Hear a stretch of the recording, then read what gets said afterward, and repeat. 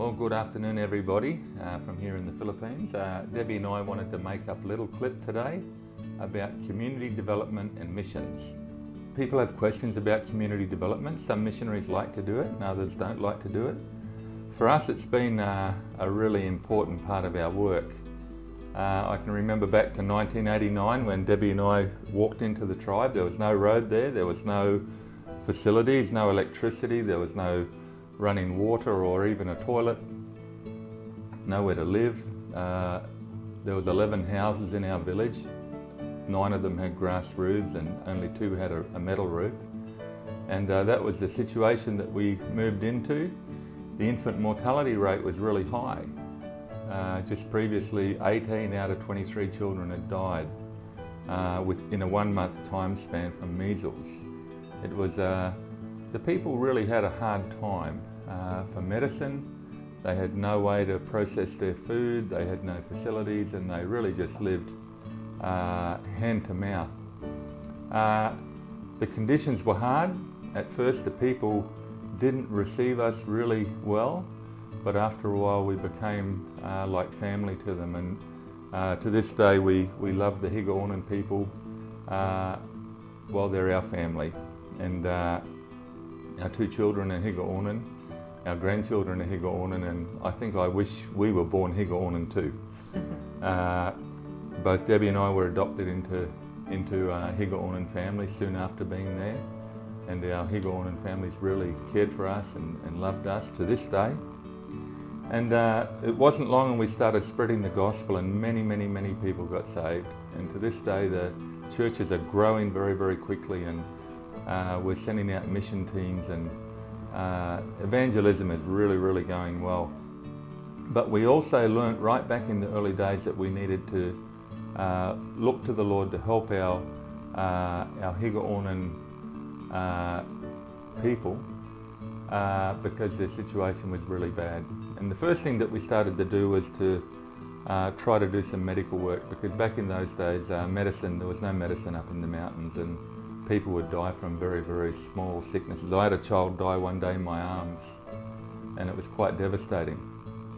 And so Debbie and I got books and we started to learn how to become doctors. We've got a term over here, it's morag, and morag means you're kind of like a doctor. So we say we're MD, or morag doctors, or we're like doctors, but we're not really. But we started doing medical work. Debbie and I would take turns treating patients as they would come to our home, and we'd get more and more medicine as our knowledge would grow.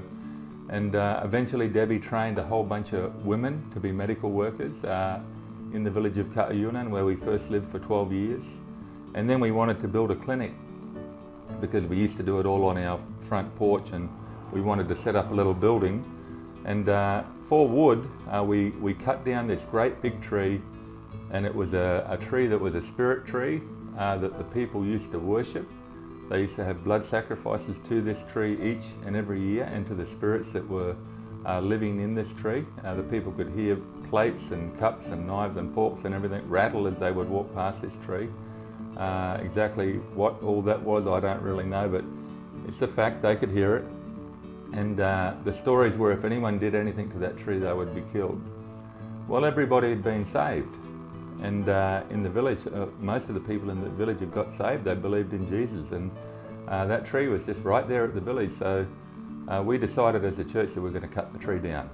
And the believers said the tree that Satan took and said was his, it wasn't, it's only a lie, and we're going to take it back and we're going to cut it up. So we took it and we cut it up, and we built a clinic. And there was a church in Melbourne, the Narra Hills Christian Fellowship, or Community Church I think it might be called.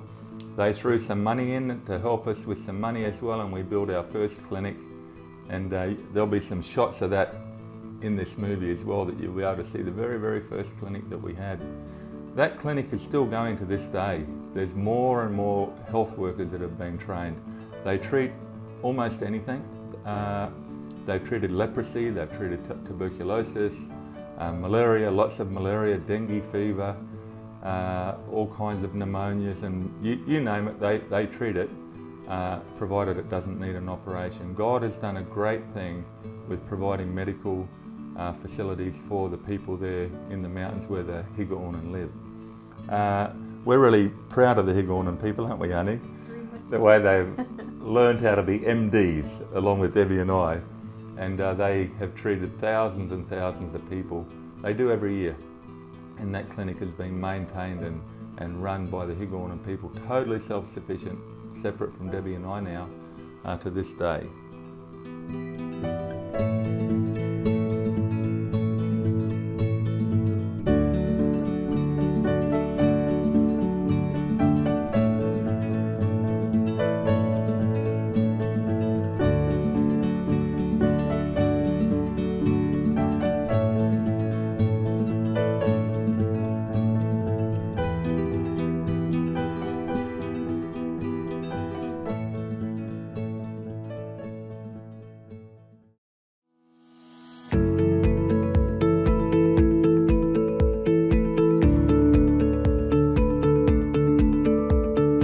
After we had the clinic, we noticed that the people had to grind all of their corn on 2 rocks, and corn was their staple food. That's what they used to eat most every meal.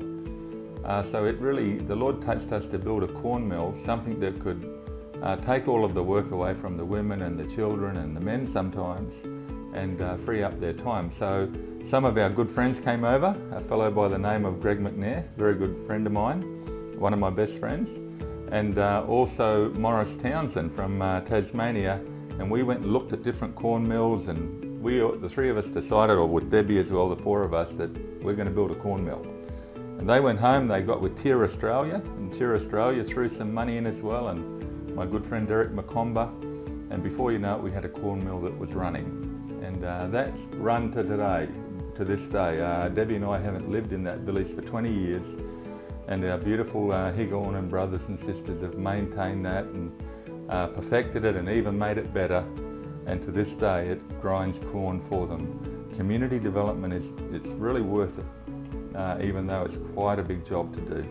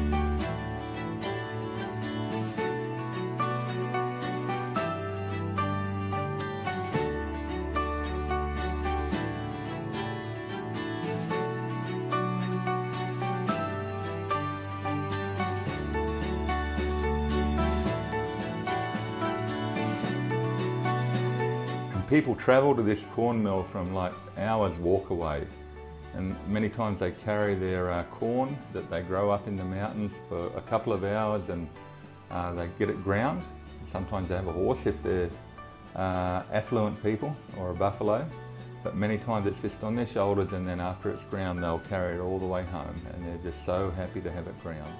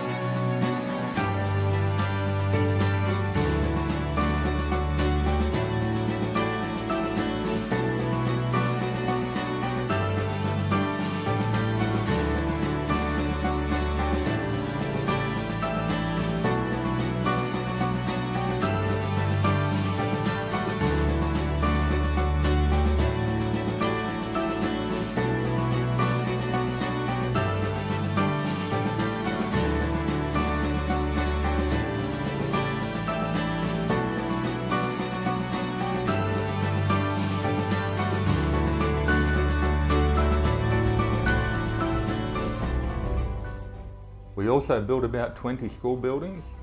It may be 30, I've lost count. I know the Department of Education in the Talakag region where we lived, I have about 30 different trophies that they've given me. Like every time we build another building, they give me another token of appreciation. We didn't need that. We did it because we love the people and we wanted their kids to have facilities to learn to read and write. But they would give me all of these different trophies, and I put them in my house so when they come to visit me, they can see them, and they feel really encouraged that they've given us something as well. We built covered courts, we put electricity into schools, and they teach the people how to read and write, and then they can read the Bible, so it's win-win-win. We planted fruit trees, maybe 20,000 different fruit trees. Many fruit trees. I guess I cut down enough trees, so maybe it was about time that I replaced some of them. So we did it with fruit trees, and we planted thousands of hardwood trees as well. And we're probably going to do some more coffee and cocoa and all other different trees. Help them with animal, what do you call that word for animals? Animal husbandry. Animal husbandry, livestock, cows and pigs, and different ways of trying to help them to grow better corn and carrots or whatever they were growing. And overall, like, community development is hard work. It's not the main reason that we came here, but we've done it as a sideline. And sometimes you get a project and it goes really well, and then other times you do a project and you work it out. In hindsight, you think, well, I wouldn't do that one again. But it's all, you just put it down to experience, and you just say, well, Lord, you had me do it. And thank you for being able to have that little bit of help into the lives of the Higorn and eventually the Tallahassee people as well.